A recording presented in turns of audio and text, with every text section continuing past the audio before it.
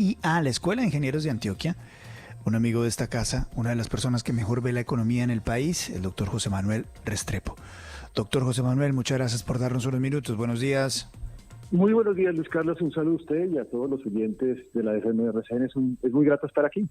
Un año y 364 días es lo que nos queda del gobierno de la administración Petro.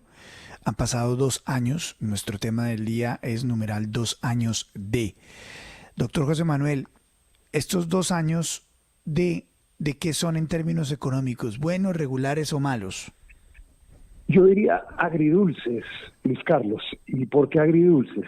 Yo digo, ha sido dulce porque finalmente hasta diciembre del 2023 se avanzó en 3 años de corrección del déficit fiscal, se mejoró también y se corrigió el balance en cuenta corriente. La inversión extranjera directa hasta ese momento, hasta diciembre del 23, tenía un buen comportamiento y las tasas de desempleo también eran mejores, incluso de las que se tenían antes de pandemia. Un esfuerzo del Banco de la República por desacelerar la inflación y las cifras de pobreza tienen un mejoramiento también hasta el 23. Pero también es agrio, y es agrio porque lo que hemos visto ya desde el segundo semestre del 23 y en el 24 es una desaceleración muy profunda. Un crecimiento del 0% en 4 trimestres estancados en la economía, un comportamiento muy negativo de la industria, del comercio, de varios de los servicios, de la vivienda, incluso de obras civiles también, del sector de turismo interno. Y pues derivado de esa desaceleración en el crecimiento y lo que fue la reforma tributaria del 22 que elevó el costo para las empresas, pues terminamos en un problema de recaudo tributario que no se ha dado, no se cumplen las metas, hay problemas de caja y esto pues como ya lo se preveía de tiempo atrás, pues está afectando ya incluso los indicadores sociales, la tasa de desempleo desestacionalizada está creciendo, la capacidad de ocupación de la economía está cayendo. Luego estamos hoy frente a, digo yo, 3 desafíos. El desafío de crecimiento, de cómo prender los motores de crecimiento porque se apagaron. El desafío fiscal, en donde estamos viendo pues una situación muy compleja, estamos manejando el país al límite en materia fiscal, y un desafío social porque esto más temprano que tarde le va a pegar a las cifras de pobreza, le va a pegar a las cifras sociales de la economía. Entonces yo digo, es un escenario agridulce, con enormes desafíos en este año y 364 días que siguen de aquí en adelante. Un gusto saludarlo, doctor Restrepo. Es Juan Lozano. Hubo un gran debate nacional cuando se tramitó el último cupo de endeudamiento por parte del gobierno Petro y el presidente ayer se refirió extensamente al tema de endeudamiento. ¿Cuál es la realidad en materia de endeudamiento desde su perspectiva? Juan, la realidad es que hasta diciembre del 2023 acumulamos 3 años de disminución de la deuda pública con respecto al PIB, lo cual es positivo porque significa que después del impacto de la pandemia, donde efectivamente el país tuvo que endeudarse, pues lográbamos en diciembre del 2023 cerrar con una tasa de deuda con respecto al PIB, incluso por debajo del límite inferior que permite la regla fiscal. Sin embargo, lo que hemos visto en el 24 y lo que se prevé para el 25, pues es que el país va a aumentar de nuevo el nivel de deuda pública con respecto al PIB, aumenta de nuevo el déficit total y aumenta de nuevo el déficit primario. Entonces lo que estamos viendo es que fruto de, digo yo, una desaceleración muy profunda que le ha generado al país menos recaudo tributario, fruto de haber metido en el presupuesto del 2024 rubros de ingresos que no se iban a cumplir como arbitramiento de litigios y fruto de un exceso de gasto público, pues estamos ya volviendo a llevar la economía a endeudarla más, con pues el efecto que eso está teniendo ya en este momento en la dinámica de presupuesto y de finanzas públicas de la nación. Entonces, me parece que cambiamos como el escenario en este 2024 y 2025 para volver a endeudar el país.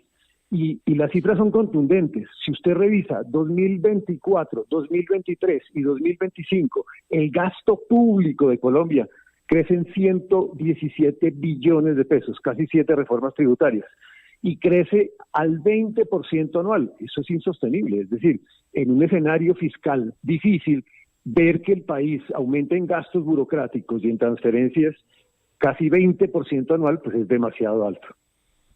Exministro, ¿es verdad, como lo ha dicho su sucesor Ricardo Bonilla, que usted dejó la economía recalentada? Yo creo que la economía en su momento se dejó con una tasa de crecimiento significativa, casi al 10%. Efectivamente teníamos que corregir aún en ese momento desbalances fiscales y evidentemente también pues la economía estaba en una dinámica de ir controlando con tasas de interés el escenario inflacionario que se presentó en Colombia y que se presentó en los otros países del mundo. Pero claramente eso se iba dando, como se venía haciendo casi que desde incluso del año 2021, 2022 y 2023. Y se logró el resultado. Y Fernando, porque se logra un resultado en donde se corrige el déficit fiscal y se corrige la balanza en cuenta corriente. Y el esfuerzo del Banco de la República, a través de tasas de interés, iba corrigiendo el escenario inflacionario que, insisto, se presentó en todos los países del mundo. Entonces me parece que la economía lo que tenía era una buena dinámica, que entre otras además fue la razón por la cual el empleo se recuperó, porque es que cuando hay crecimiento económico siempre hay buen recaudo tributario y cuando hay crecimiento económico siempre hay generación de empleo. Ahora lo que estamos viendo es todo lo contrario, mal crecimiento económico, mal recaudo tributario y problemas de empleo. Doctor Restrepo, buenos días. El presidente Petro ayer en su mensaje de balance pues sacó el retrovisor y en gran medida le echó la culpa al gobierno Duque de lo que está pasando hoy. ¿Es momento de que el presidente o de que el actual gobierno asuma ya responsabilidades directas sobre lo que está pasando en la economía o evidentemente hay un impacto de lo que viene del gobierno anterior? William, pues yo no sé si vamos a seguir de aquí en 4 años y al cuarto año vamos a seguir con espejo retrovisor. Yo creo que cada vez que pasa el tiempo los espejos retrovisores se vuelven pues menos realistas o por lo menos creíbles. Claramente cuando uno gobierna pues recibe un escenario y tiene que gobernar sobre eso que recibe. Y seguramente todo lo que recibe no es necesariamente fácil, también hay desafíos como los que nosotros enfrentamos también en su momento, desafíos como los que yo pude haber enfrentado también respecto de mis antecesores, pero pues eso es absolutamente normal. Me parece que lo que es importante es construir hacia adelante. La pregunta no es, vamos a ver qué hay del pasado, sino vamos a ver qué es lo que vamos a construir hacia el futuro. ¿Cómo vamos a recuperar, por ejemplo, el grado de inversión? A mí me sorprende el presidente, por ejemplo, decir que entonces ellos sostuvieron el grado de inversión. Y entonces, ¿qué está trabajando para recuperar el grado de inversión de algunas de las calificadoras? Porque ya 2 de ellas nos bajaron la perspectiva. Entonces, me parece que lo que hay que hacer es pensar es hacia adelante, no hacia atrás. Hacia atrás siempre es fácil ver, pero hacia adelante pues es en donde uno construye un mejor país. Cuando uno mira tanto el retrovisor, corre el riesgo de estrellarse. Exministro, este es un gobierno que gasta exageradamente, pero que eso no tiene una correlación con los porcentajes de ejecución que hemos visto en los últimos meses. A mí me parece que hay un gasto excesivo. Es decir, si yo veo en 2022 el gasto de funcionamiento del país eran 210 billones de pesos y en 2025 lo están estimando en 327 billones de pesos. No sé a usted, pero a mí me parece que transitar de 210 a 327 es demasiado alto en 3 años. Y demasiado alto entre otras además, simplemente comparado con la realidad de cualquier empresario. Salga usted, hable con un tendero, hable con un industrial, a ver si ellos en los últimos 3 años han aumentado 20% sus gastos de funcionamiento. Yo creo que no. Me parece que ahí hay un exceso de gasto que se asocia, entre otras, además, en parte a burocracia y se asocia también en parte a algunas transferencias, algunas válidas, que establece la Constitución, pero algunas otras que también generan discusión. Por ejemplo, algunas de esas transferencias que se han venido creando para entregar dinero y recursos, y con el agravante de que con las reformas que se han venido aprobando, muchos de esos gastos ni siquiera están incluidos en el presupuesto. Muchos de esos gastos, lo hemos dicho una y otra vez, pues se están aprobando, pero con unas valoraciones de avales fiscales muy complejas, de verdad pensando en el futuro. Doctor José Manuel Restrepo, ¿qué tanto de esto tiene que ver realmente con la situación interna interna de Colombia y qué tanto tiene que ver con el mundo, ¿no? Pues porque en el mundo hay una inflación sin duda, hay ahorita vientos de recesión. Usted sabe lo que dicen quienes si en Estados Unidos le da gripa, perdón, si a Estados Unidos estornuda, a nosotros nos da gripa. Entonces, ¿qué tanto es de verdad lo que pasa en Colombia, las políticas del gobierno y qué tanto es lo que nos llega de afuera? La tasa de crecimiento de Colombia, Darcy, con respecto a los países de América Latina, es muy, muy por debajo. Dicho de otra manera, los demás países de América Latina lo están haciendo mejor que Colombia. Cuando el Fondo Monetario Internacional llegó aquí al inicio del año, hizo un análisis de por qué teníamos, por ejemplo, un mal nivel de crecimiento de la economía. Llega a la conclusión de que hay un problema en la inversión privada. Entonces, la pregunta es, ¿ese mal comportamiento de la inversión privada es generalizado en América Latina? La respuesta es no. Y el Fondo Monetario hace un análisis de por qué entonces está la inversión privada en tan mal estado. Dice, una tercera parte de eso es porque las tasas de interés son altas en Colombia. Es cierto. Y eso, pues habría que decir que va a ir bajando en la medida en que el banco pueda tener espacio para disminuir las tasas de interés. Pero 2/3 partes, dice el Fondo Monetario Internacional, se derivan de incertidumbre política y social.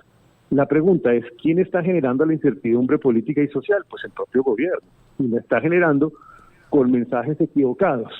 Cuando uno anuncia que va a poner en entredicho las vigencias futuras, mensaje equivocado para los inversionistas en infraestructura. Cuando toma la decisión de no aumentar los peajes, mensaje equivocado para la inversión en infraestructura. Cuando dice que los empresarios fueron los causantes de la inflación con sus grandes utilidades en pandemia, mensaje equivocado. Cuando pone como propuesta la flexibilización de la regla fiscal, mensaje equivocado. Esto para no hablar de lo que ha sucedido con la discusión de reformas donde no ha habido construcción de consenso con el sector productivo. Entonces me parece que esa incapacidad para construir consensos con el sector productivo pues ya le está pasando factura al crecimiento de la economía por encima de lo que ha sucedido en otros países en la región. Son las 7 de la mañana, 54 minutos. Es el doctor José Manuel Restrepo, exministro de Hacienda y rector de la EIA, la Escuela de Ingenieros de Antioquia. Gracias por darnos unos minutos aquí en la FM de RCN. Es usted muy amable, muy gentil. Muchas gracias, Luis Carlos. Un saludo a usted. Gracias, exministro. 7:54, el tema económico aquí en la FM. 7:54. Disfruta tus próximos.